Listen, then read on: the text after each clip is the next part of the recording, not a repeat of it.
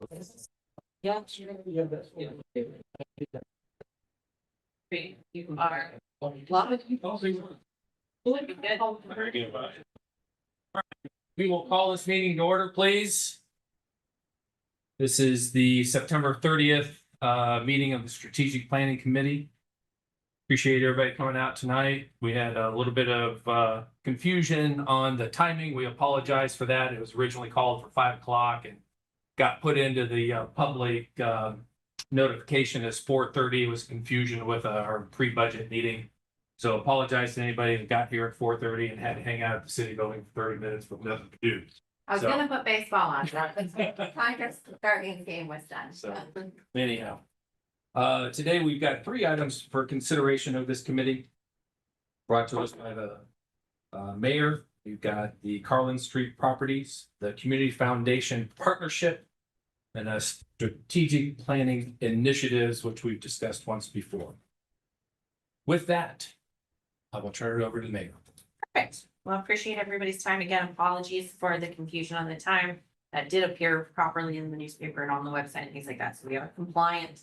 But apologies for the confusion. So just a reminder, here are our different core goals with the strategic plan. I'm not going to go through them, but I think it's always good to just put them in front of us. Okay, so the Carlin Street property, as a reminder, it's 2 parcels that this city previously purchased. Looking to potentially put the public works building there. Long term, as we looked at it, it just didn't make sense. So for the last at least 7 years, but I believe much longer than we've just been farm leasing it out, getting about $4,500 a year in leases. So we to farm that land. The background, so again, as I kind of just went over, the 5.7, the smaller northern acre is zoned R2 medium lot residential. The bottom parcel that is about 20 acres is the R3, so smaller lot residential. Both are located on Carlin Street. We receive about 4,500. We purchased it in 2008 for 150,000. We don't believe that it really makes sense for public works. It doesn't make sense. We want something more central. And so as we looked at it, we feel that it is worth divesting of this property and feel that the primary purpose really does fit as housing. I don't really want to see anything residential. It doesn't really make sense for commercial.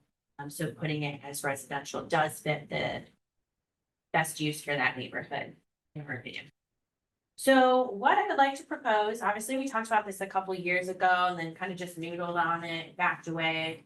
And we're really like, how can we approach this that helps address some of the concerns of the neighborhood, but also gets it back out for potential development? So what I'm recommending is auctioning the property off or doing like a closed sealed bid process as we do with other property. Would recommend that the R2 be moved to R3 for density that again fits that area and makes it more developable just with infrastructure costs. The single family owner occupied homes.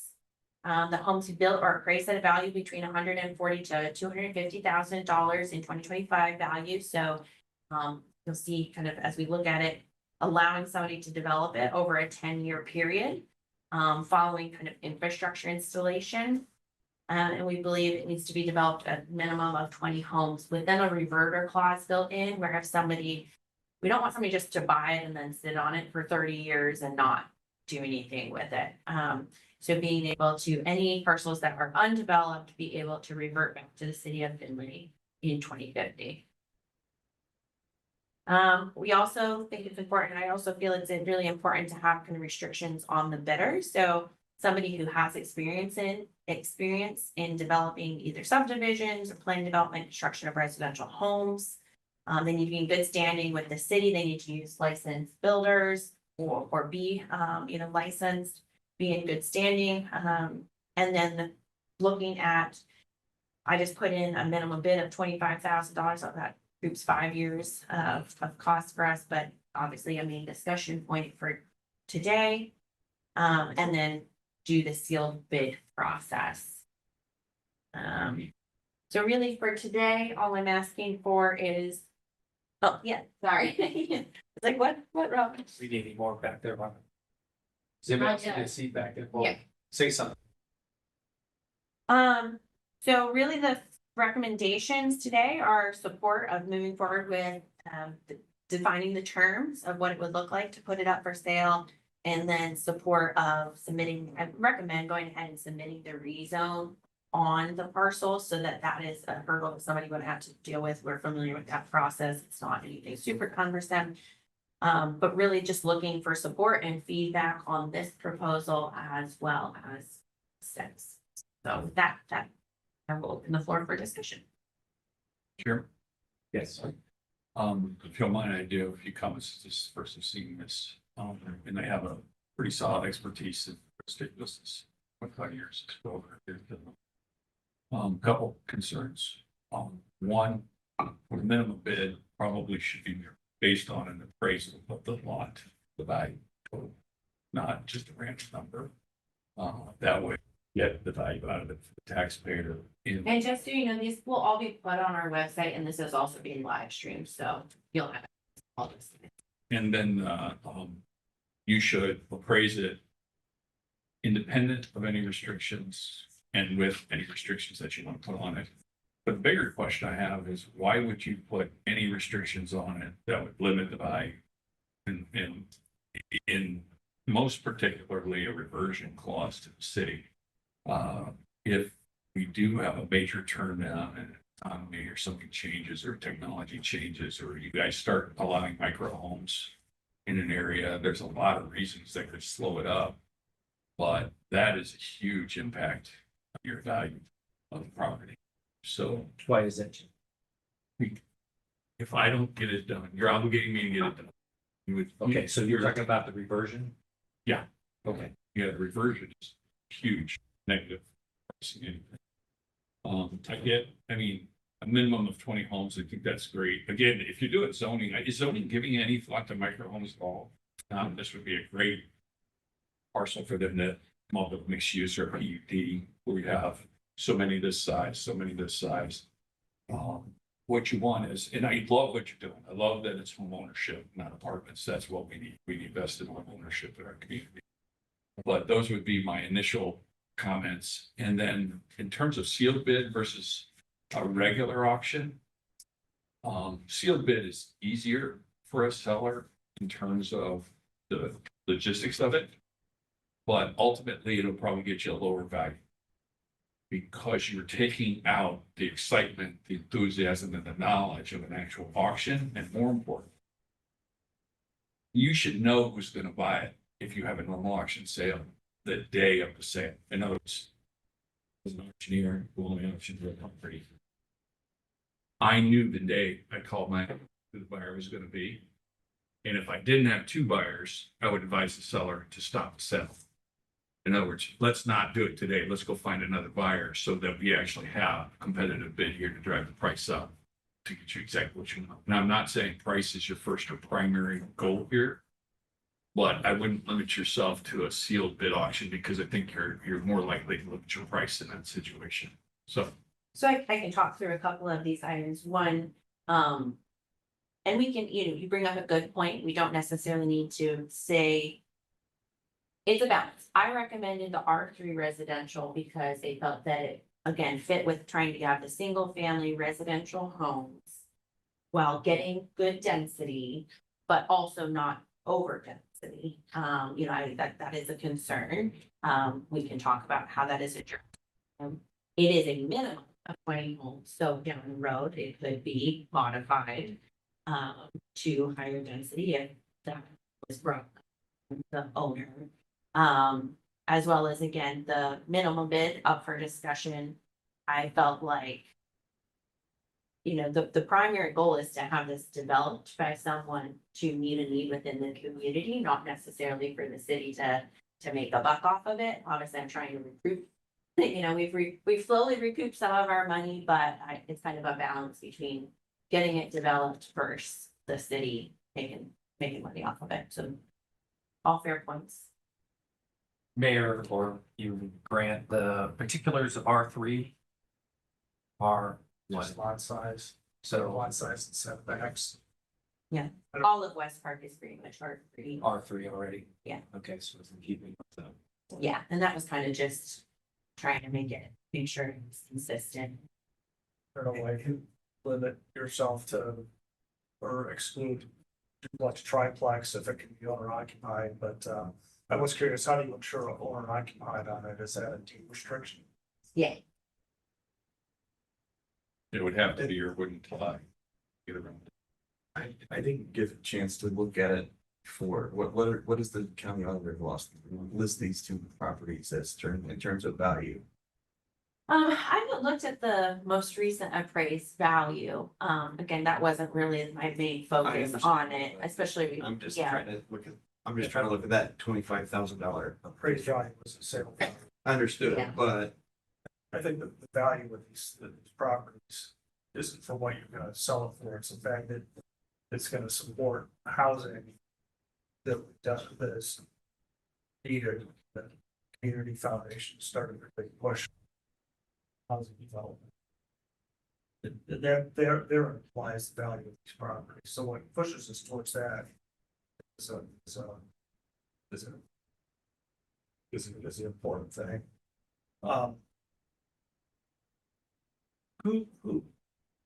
Who builds out the infrastructure?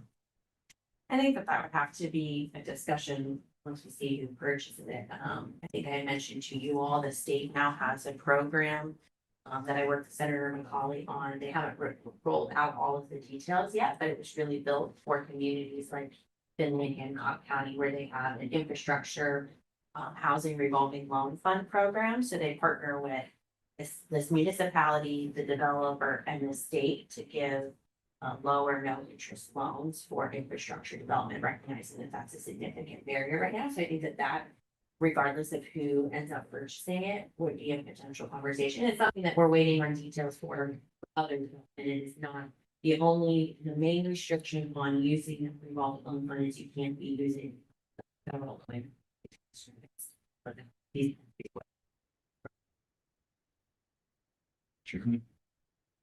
Jim, in the scenario of a open bid, and I guess I would tend to agree with an open bid would be maybe would garner one.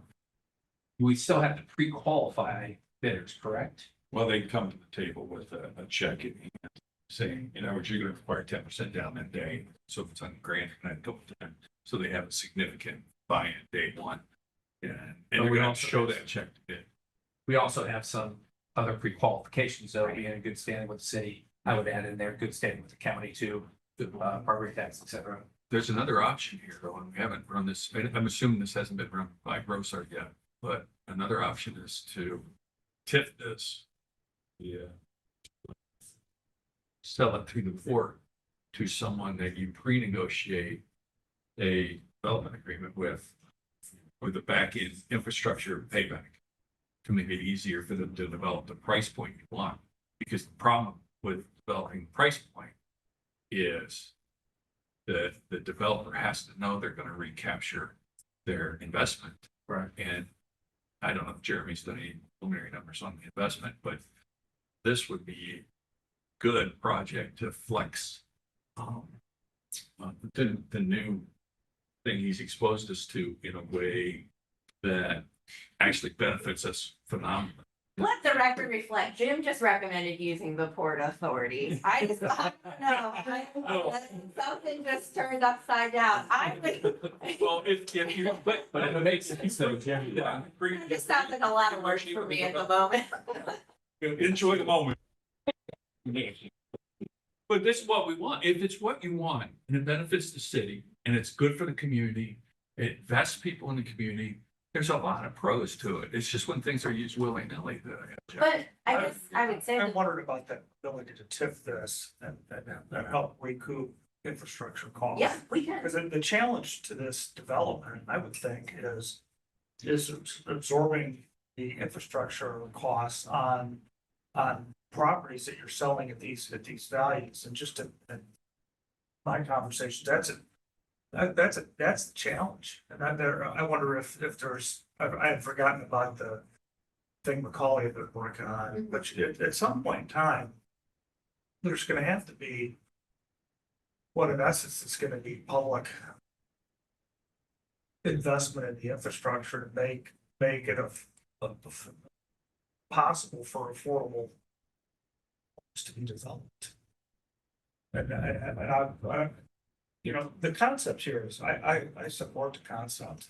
And I think it is the best use of the property, and actually I was wondering about whether it should, what the zoning was on the way over, because that's what I do now.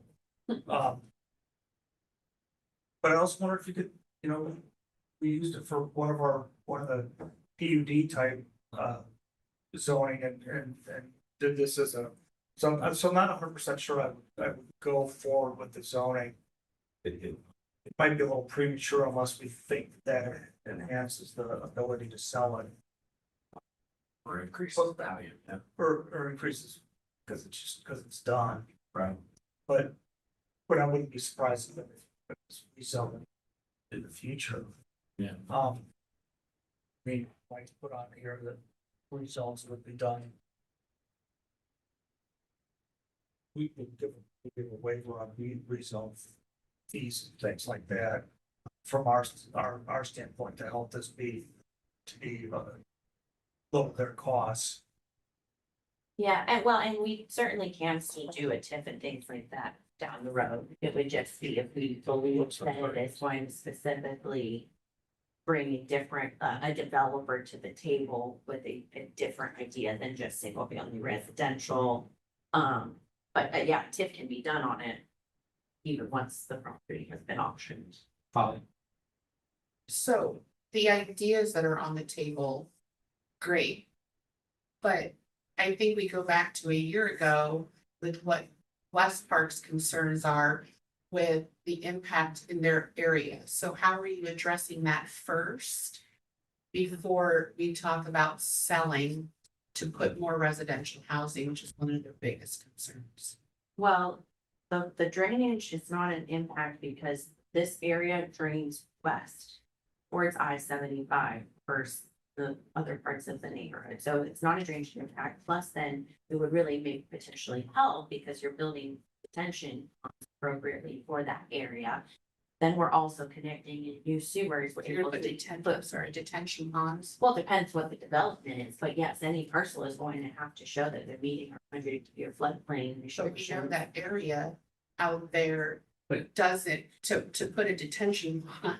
But how That's- do we know anytime you build something like that, though, True, but I don't know that gotta we're, offset the amount of patient that's lost. true, but I don't know that we're doing that. But did we put in detention when we put up the recent building at the airport, the temperature controlled? We have to provide all of the calculations showing that we're not providing any negative. So you impact didn't to put in surrounding anything, properties. but you. So what I'm saying is the concern out there with adding additional housing, public safety, having the numbers there to address things out in that area have not, to my knowledge, been met. Number two, when we don't have any loss on this property, we get a couple $1,000s a year, we don't owe anything on it. And I don't understand. Yes, we want housing, right? But is that the most proper and best place to put it? Or like a year ago, there was a guy that was talking about he wanted to make it into wetlands and then donate it back to the city. There's different scenarios, but we're gonna limit it to only housing. We don't have a debt on it. We don't have any issue. Plus, the ODOT garage is out there. And we were using the salt barns. And last I knew, we were redoing those contracts that we were gonna own those salt barns with ODOT with the county. So maybe there is a conversation there with regards to a city garage being out there. It's not unreasonable, right? So we've talked to the people whose job it is every day to do public works for the city, and they do not believe that that's a wise location for. Well, that's fine, but we are purchasing those salt garage bins. We're not purchasing it, we're going to be partnering, the county is going to have ownership. So there was a discussion of who was gonna be owner, but either way, And that's gonna back be- up. That's not our. it's primary going to garage. be an area that we can utilize for street department stuff. And as our community grows, it may not be unreasonable. So I just want to be sure that when we're talking about putting in housing, that we all know is needed, right? Are we putting it where the people want it or where it best fits?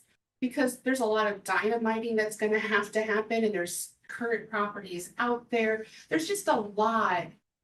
There's a lot out in West Park. They're a special little area. Well, the difference is, it would be different if the city owned a lot of property that was potentially residential development. I can't speak to other places that housing makes sense because we don't have direct control over those properties. So there's lots of places that housing should be built. It may make more sense initially. It's not but- always been our responsibility.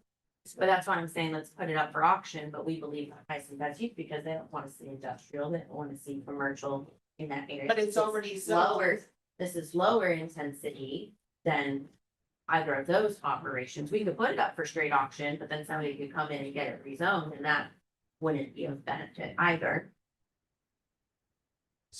And I say this with all respect, and it's very important. Part of the reason I hired Andrew Grossart, got your permission to do so, was for these situations. And I'm gonna differ respectfully again, on the approach in the sense that I truly believe a full and complete, thought out, planned out, paired, and the whole package of legislation, zoning, and what exactly is gonna go in a potential contract, come to this body ready to go, rather than auctioning it today, zoning it tomorrow, tipping it later, because you're letting control go at that point. Irregardless of the restrictions, you have a whole package up front that allows you to do all these things, and it's part of that. What people like Bricker, Price Finley at Bricker and Andrew Grossart and these experts do is they make sure those agreements, those clawbacks are so restricted that you have no risk, and you could probably eliminate half of the restrictions, because you know what you're getting into. You're partnering in this case, if it be the port or a different way. And you're able to move forward, and you're giving this body or next year's council an opportunity to really do it the way a full formal city would do it. And those are the type of experts that we have hired, Grossart and Bricker, Bradley Payne, Bricker, who are there to assist council in this type of decision making. And I really think you should utilize them as part of this process. What are our risks? Your risk is that they buy it, don't do it. Well, I mean, anytime you sign something, you lose control, but it's zoned. So what's our risk? Well, your risk is you're not gonna get a very good price because of the deed restrictions this way, but you don't know, and this isn't cast in stone, but, and you have a lot of other risks too, that you don't end up with looks the way you want to love it. You like something. We have zoning. I don't, Zoning's not gonna control. In other words, if you're gonna do development, the idea is take what you're doing to the next level, and get what you want, not what you hope for. Not hope for what you want, and it doesn't happen. And then you have something that you can show the entire neighborhood that surrounds it, the ward, the community. And then you also then, at that point, showing the community, we have a viable way to work with developers where taxpayers do best up front. But the return comes back on the backside through the development agreement and the TIF. But we're also then committing to doing the infrastructure before we even. No, it's development. I mean, you don't do it till the deal's So you're signed. wanting us to say, hey, just put out to public, hey, we're interested in zoning, which I'm not opposed to. I would say if we wanted to say, listen, and again, that's why we're having the conversation to start. If we wanted to say, hey, the city of Finley is interested in putting this property up for auction or up for sale, working with somebody to develop it. We have 2 weeks to bring a initial proposal to the city of Finley, and we'll discuss if we then want to just go back to this process or work with individual developers and go through the Port Authority process. I'm not opposed to that, but this also gives us the ability to put it up and not have to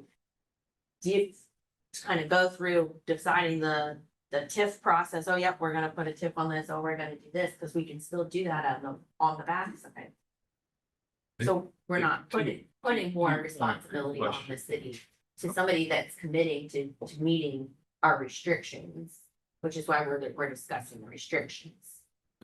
Again, you do it right, plan it right, close it right, work with the experts, city's interests, and you get what you want. You could even walk into it where rather than giving them 2 weeks to give you a full proposal, do it like a design build where you give 2 weeks to show they're qualified and have a concept for the lot, or a month to give you the concept, and then a month later have them bid it. In other words, you can still do the same thing, but you can accomplish so much more in a full package. And that's again why we hired Brossard. That's why we hired Bricker. To put that together and walk in eyes wide open, rather than the way this town has been developed in the past, where somebody bought a lot, and over time this happened, somebody bought a lot, and over time that happened, and people didn't like it, somebody bought a, and builders are gonna build to the price point that the jobs are paying. If they know the jobs are paying a rate where people can afford $140,000 houses, that's what they're gonna build if they can afford to build them. If the jobs build $350,000 houses, that's what they're gonna build. You're making us the developer now. No, I'm saying, Well, I'm saying- like, we're putting a design now. and No. only- you're asking people, I'm saying you put out a qualification. Show us a preliminary design, show us what you would do. Then you guys choose 3 of those people, 3 of those groups, limited to 3. And then after you choose those 3, then have them bid it, have them bid on the ground, and tell us you're gonna work in partnership and this is what you want. Yeah, I hear from Jim, you and I are in agreement on what the end should look like. We have this property developed with single family homes at whatever this price point is, owner occupied.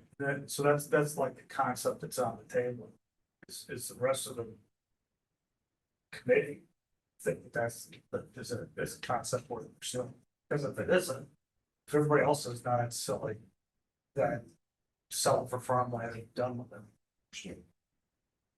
With that in mind, Grant, I would make a motion that the committee is in support of the sale of the property for development in residential housing, and that we would like to see a little bit more ideas around how we would go to bid on the process besides what we currently have here.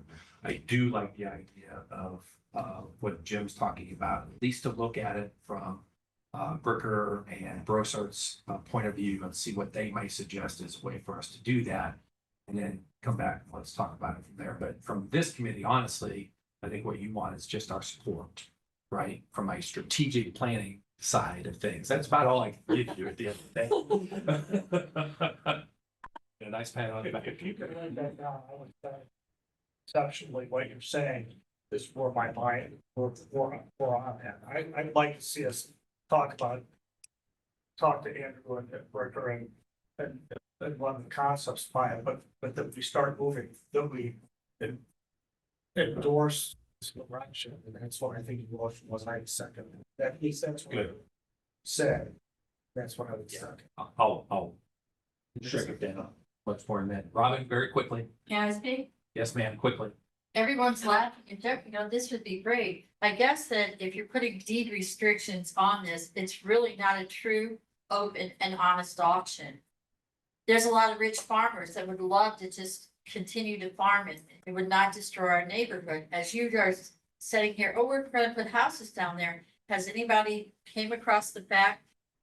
Which 2 streets in West Park are you going to widen, put curbs on, put storm sewers down, put sidewalks on to make thoroughfare streets? We don't have thoroughfare streets in our neighborhood. All right. The traffic I is said going down. quickly, please make Okay, your so- point. No, just make. My point is, this all sounds good. Who says it has to have housing? It's not that big a thing. Appreciate it. Housing up there is going to do that. If we go back to time, Baker, who developed Baker's Acres across the street, was putting it over there. Do you know why he stopped putting it over there? Because exactly. He couldn't put it over there anymore because bedrock was so thick that when they start dynamiting, all the houses over here in the new subdivision of Baker's Acres, in their privately owned subdivision, all them basements are going to crack and be destroyed. Mr. Ballman knows that. That's how come he cut Okay, and run. stop with the Correct. personal stuff. It's not right now. personal stuff. Robin, I'm asking a question. no, you're not asking a question, you're making demands. Okay, then let's Make a make this. point. My point is, My point is, if this was, we were trading stocks rather than talking about property, there'd be people in this room that would already be in jail because they cut and run. They already had inside information. I guess what Okay, I'm Thank you. asking, that's enough. Now you're making accusations. I'm not making You're accusations. talking about people doing things. Yes, you are. That is Well, purely an okay, so accusation. like, when we know that the housing development over there is when National Lime and Stone dynamites. That fault line runs clear up through our neighborhood. Our foundations are cracked, our house is shaky. Now, we're going to dynamite right across the street. Okay, What is that going to do to Thank you. Baker's Acres? understood. Made your point. And there's no reason farmers can't buy that property. It's not a true and fair auction if you limit it to housing. And I guess, Jeff, that's my comment, or where I was trying to go is, I think you have a lot of people from West Park here, more than normal. But to get their input, I mean, it's their neighborhood, you wouldn't want to dynamite and affect your foundation in your neighborhood. And we know there's, Would that not be Bedrock. something that?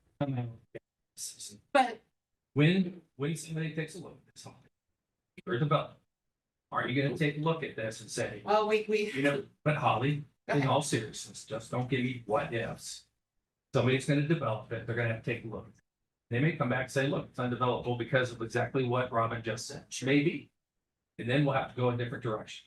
But you don't know that at this point in time, So can I make a reference? really quick. So just a city business, when we originally back in 13, 15, when we had a bunch of properties in West Park that had leach beds that they didn't have septic tied in. We went ahead and started a project, okay, under Lydia Mahalik. And we did it. I believe, and don't quote me, but I believe Helms got the contract.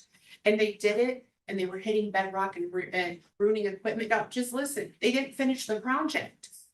And it sat until about 2 years ago, when they came back and said, hey, Habitat is having this, and we don't have our infrastructure, and that's where it came back. But we know from our experience Appreciate that. that it cost us extra money, right? That's- So we have reference points. But we'll find that in the process, right? It'll come out in the process. Just let the process work. Sir, I'll give you 10 seconds. No, 10 seconds. Anybody hear of test borings? Has test borings ever been done on that property? Rock this far, talk about infrastructure, millions of dollars in infrastructure, if that's. Understood. Thank you for that comment. One more and that's it. And the lady here in the blue had her hand up first. Very quickly, 10 seconds. I live right next door to the property, Yes, ma'am. in an old house. Yes. That dynamite could actually knock the whole house down or break a lot of things. Is it guaranteed, with all that working on the same side, that my house will protect it from anything here? Understood. Thank you for your comment. Very good. I'll give you an answer, but I don't have an answer. I'm not gonna tell you something I don't know. So we do. Come on, seriously? You want me to answer that question? Yeah, why don't you, Okay, have any? I have no idea what, what? Has anybody here been out in that area? Jeff. Okay, We don't that's even enough. Sure. Yes, You you, know. No. My parents. okay, that's enough. I'm sorry I even allowed people to speak. Either, That's enough. and they're Done. not there. So, did we, let's. There's a motion on the table. And a second. You got a motion and a second. Any other discussion? All those in favor of the motion signify by saying aye. Aye. Those opposed, nay. Motion passes. Second topic. So, okay, community foundation. So, as we've been talking about the downtown recreation area project, as you guys know, one of the methods that I'm interested in pursuing for collection of donations for the downtown recreation area is having the community foundation manage a fund. We have funds for a couple of different things within city, but they're all kind of specific designated funds. This allows for a couple of different things. Most notably, it allows for individuals that donate to receive a notification of a charitable contribution. The city does not provide such documentation. It provides just a notice of what we received, but it allows them to receive that. Additionally, it's much easier for smaller gifts, because obviously the auditor's office team has a lot on their plate to start with, having to provide documentation on smaller gifts or work with us to be able to do that. The community foundation is able to receive donations of, smaller amounts, no problem, as well as online donations. Additionally, this allows for both short-term and long-term management. It's easy to kind of accumulate it and manage it over time and potentially keep in a sum of money in there for long-term operations and management that kind of serves as an endowment. So this is an example of just kind of the community foundation's fee structure. So they do have a small administrative fee to cover their costs.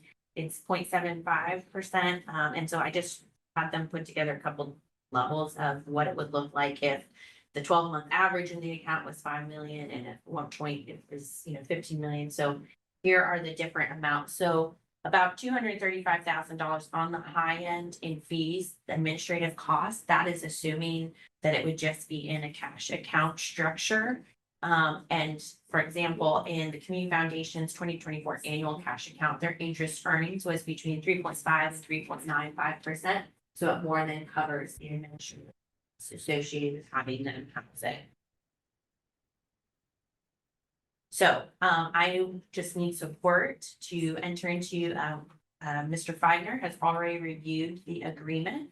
Has no issues with it from a legal standpoint. But I would like to move forward with getting this set up because we are getting interest in making donations and I'd like to get those funds in our pot of money to accumulate interest sooner rather than later. This should be an appropriations. I don't think this committee can make that decision and to allow you to move forward. Mr. Chair, Is there is there a restriction on the use of the money specifically to the park, and if it doesn't happen Yes. in the park, then it reverts back to the. Yes, so right now, the Community Foundation had presented some language. It say it's specific to the downtown recreation area and then a disclaimer that in the event of that. Doesn't, mention that those funds can be used for other marks that we work with individuals. Mr. Chairman? Yes. A couple comments. One, I wanted to dispel that our office can't handle the funds. We can handle it, we can manage it, we can issue receipts, we can track it. We can keep it in separate. We have all kinds of ways to do this. This is what we do day in, day out. But more importantly, the main reason in the past, and there's already funds set up at the Community Foundation that people can donate to. The main purpose is that we are not a 501c3, it's the city.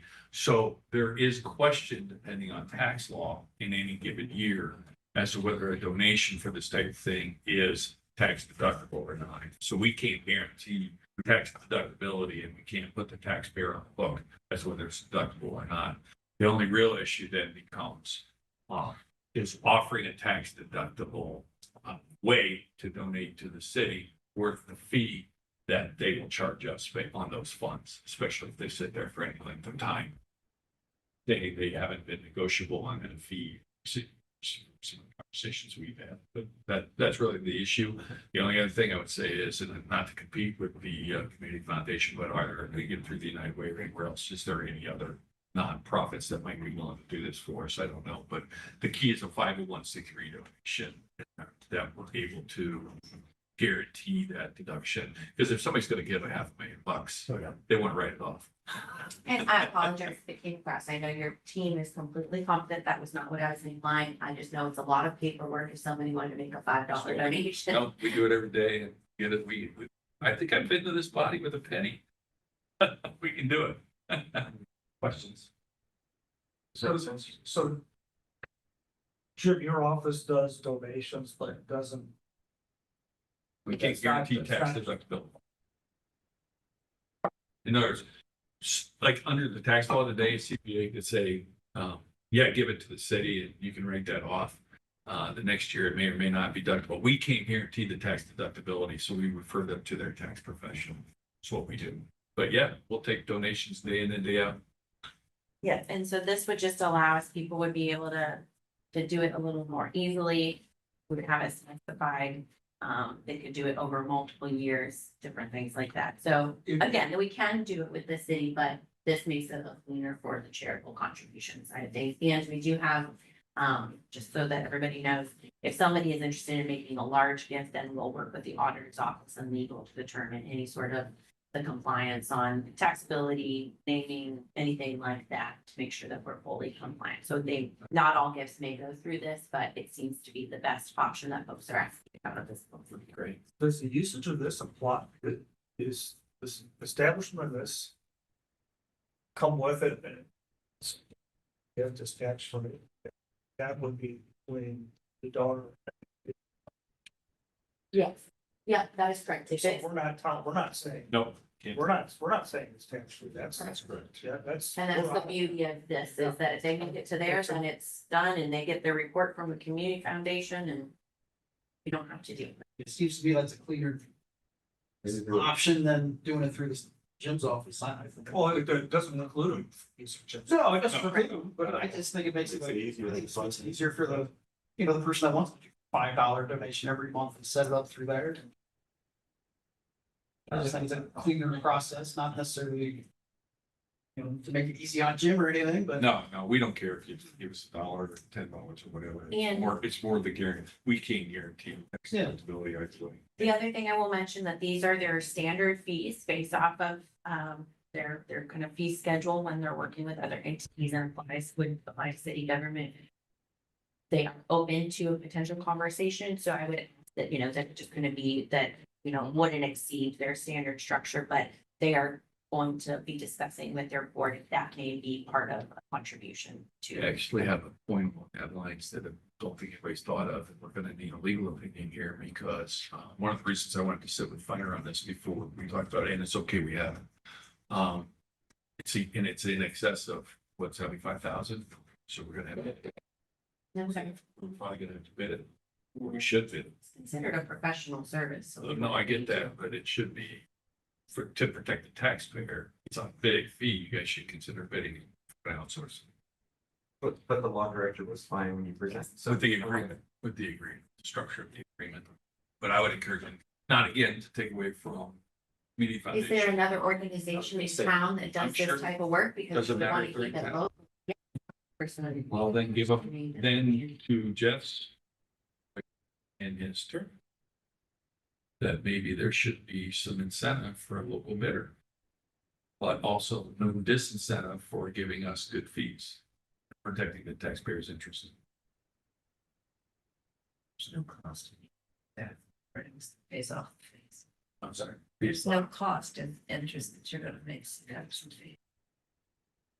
Do I have a motion? Move to endorse, support this, Second. Marriage. yeah. they're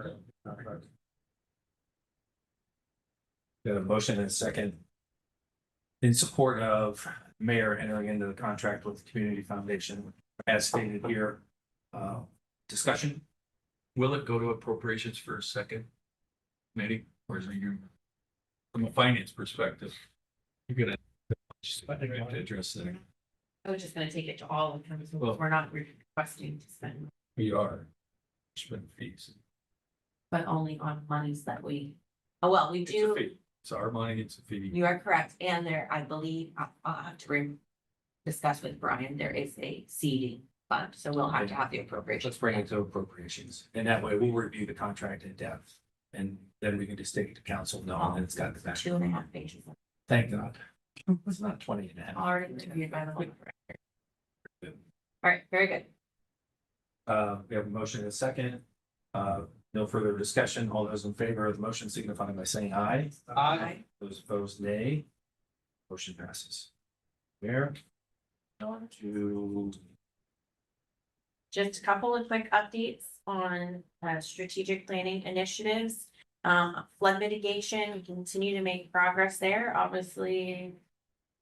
The government shutdown, make things interesting as every day is an adventure with the federal government.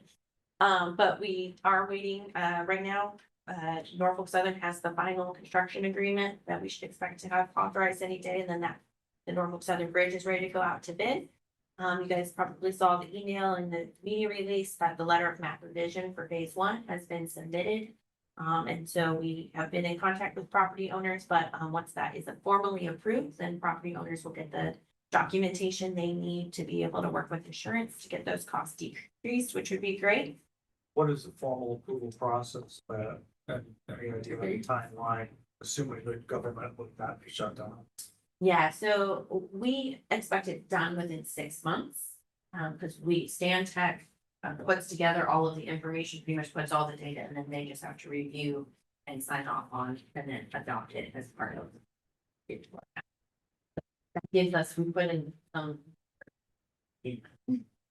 Mayor, are they only removing properties that are currently paying flood insurance, or are they looking at properties that are also not paying insurance? I do not explicitly know that, but you can look at the list. It shows all properties either removed or partially removed. So I think it probably just shows all parcels that are impacted by the floodplain, not individual properties insurance. Can you give me context so I can follow up on it with that question? Just Um, contact the state. You have somebody who's Well, already there, what here. yeah, I can look at it. Thank you. Deal with ask. I don't think that they're gonna know with individual insurance carrying. Well, I'm wondering if they're using a FEMA list or that. And they're just from doing it people- based off of the parcels. They're not doing it based off of insurance. No, I don't know if they got this FEMA or what they did. Yeah, from being. Yeah, so FEMA, it's the FEMA paying list. No, it's based off of all parcels impacted by the change in flood map, not based off of individual insurance. And the only reason I asked is spotty, so if you could, that'd be great. Um. The cut moratorium, you guys got the update from Jeremy on that. Its strategic planning feedback page is up. It has a way for folks to provide feedback. We're still working through incentive discussions. We had our hearing with the commissioners today on 212, 236 annexation for that intersection. So hopefully that moves forward. Anything come out of that meeting that wasn't expected? No, well, I don't think the commissioners brought up any concerns really. One of the Marion Township trustees just stated that, they were concerned about safety services and that causing confusion, but that isn't an issue in our CAD system at all. So it's very easy to change service. They were on board with no stuff. They did not bring that as a concern at the meeting, so. We did submit the traffic study to them, though, so. Just so you guys know, I think I mentioned it a couple of times, we are working on putting together between Hancock Soil and Water and our team, a river cleanup and long-term maintenance plan, just to try to get that taken over, address some of the issues that we continue to have with Hancock Soil and Water, and debris getting into the riverway, and then the city not being able to do things with it.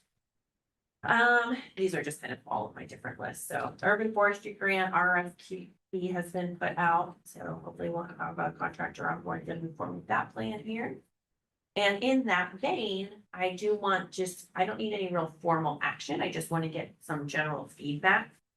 With the transition, I mentioned properties on East Main Cross where homes were torn down a couple of years ago that are being transferred from the county to the city. I would like to look at and have gotten a proposal from the Toledo Wild Toledo Native Plant program to utilize this as an urban prairie. So we would be able to develop some walking paths through here, and then there would be different types of kind of gardens and plants built in there. So they have a proposal put together. It would be a 5-acre area. 5-acre urban area. Blanchard River Watershed Partnership is our lead kind of partner on this project. The proposal is about $98,000. That includes initial installation, all of the plans, signage, educational graphics, as well as first-year management. Additionally, we asked them, I understand that urban prairies, especially in their first year or two, aren't always that attractive. And so we do, I assume that is gonna be a question with the neighborhood of how do they just kind of, especially if there's people walking through it, whatever. So they also have provided a quote for additional trees along the sidewalks and the roadway there. And then 2 years of additional management. We feel that is appropriate time. Our team, AJ, from Public Works has already been kind of learning about it and participating in their program to understand being able to take over management of the urban prairie to help with weed maintenance and the burn off schedules, different things like that. Obviously, it would decrease our maintenance on needing to mow in peak seasons, which would be great. Helps with pollinator habitats and, once established, really can be a beautiful amenity. I'm gonna pass this out. This is not necessarily specific to this project, but talks just about, urban prairies. Blanchard River Watershed Partnership has put this together. Kind of showing some of their benefits that they provide. Here I got plenty more space. Here, wait. So we have a couple of folks that are interested in, I wanted to bring it to you guys and then do some neighborhood outreach and then we can look at planning. We have a couple of grants, actually PepsiCo, as well as the Community Foundation, and there's one other entity that are all looking more committed to providing some support, get it off the ground. But before I really move forward with having more conversations and planning, et cetera, wanted to get some general feedback from this group. My only question is, do we have a zoning classification for this? So they're all currently residential, and the city, but they can't be redeveloped for housing. Because they were purchased with flood money, kind of, sorta. I mean, for this, like if we do it, does that fit into the zoning laws with? So that's one of the reasons, so technically the city doesn't have to follow our own zoning codes. I'm a believer in following our own zoning codes, so we will do that. That's actually one of the reasons that planning and zoning has been discussing the woodland lot structure, what is allowed, and that looks at recognizing for other people if they have large swaths of land, that if they have some restrictions on maintaining them, especially around neighboring properties and roadways and sidewalks, but then you would be exempt in some ways from the 6-inch rule on pressing. And so that would, I would foresee that getting addressed before this. That was my thought process and why I introduced that. Put irrigation. No, but these plants, native plants, they find the water deep down. That's one of the reasons they're so resilient and absorb it good to have along the riverway. Something that needs to be flooded, but still look beautiful when it's. Yeah. Yeah. That's Good stuff. All right, so no strong objection, so I'll move forward. Dave, actually, you know what? I love our different team. And I was, hopefully AJ isn't embarrassed that I say this, but AJ came back because they visited a couple of other locations and he came back and he was like, that was actually really cool. Like I was pretty skeptical going in, but they can be really nice. So we're pretty excited and Blanchard River Watershed Partnership and the Wild Alita Native Plant Program is super excited to work with us on this, so.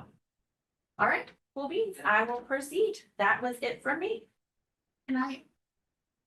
Holly, I'm sorry. Can I Didn't see ask, you down there.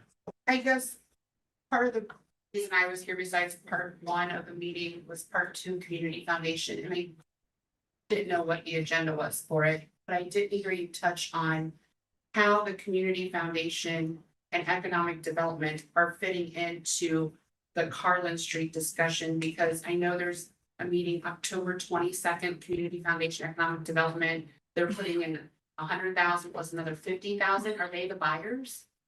I can, not that I'm aware of. No, So you're not aware of that meeting, or you're not aware that they're partnering for housing for No, us? okay, so first of all, let's take that meeting is completely separate. It's talking about the challenges of.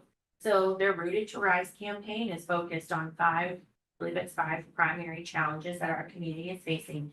And so they are doing targeted fundraising on those key topics to kind of help in a variety of ways. So one of the ways that the Community Foundation has stepped up is they've provided some support to the Low Barrier Shelter. It's my understanding they're also looking at providing some like transitional housing that help folks that are looking to get in their own, to buy their own home, but need to save up a little more money to get a down payment. So Community Foundation is providing some lower rent homes to get them more stabilized, something along those lines. I thought it was something with. Holly, this goes with their, No. there's a community survey they did last year and this is. They're not, to my knowledge, they're not purchasing property or doing anything like that, though they may partner up. I don't know, but I have not spoken to them Economic about. development isn't either, but I just. No, economic Then why like. Yep.